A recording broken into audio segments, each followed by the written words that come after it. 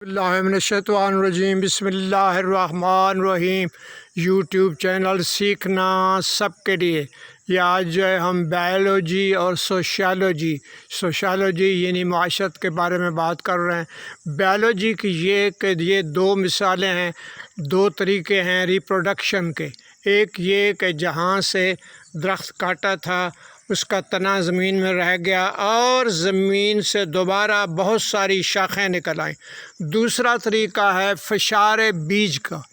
فشار بیج کا مطلب ہے کہ ڈسپرشن آف سیڈز کے لیے جو ہے کہیں سے اڑ کر کسی طریقے سے مختلف کیریئرز ہیں اس سے جو ہے بیج وہ آ جاتے ہیں۔ اب یہ اس کے ہمسائیگی میں جو ہے یہ پیپل کے درخت کی ہمسائیگی میں یہ کھجور کے پودے پر اس کے جو ہے بیج اٹک گئے تو وہ بالکل اوپر جا کے کھجور کے پودوں میں پیوست ہو گئے۔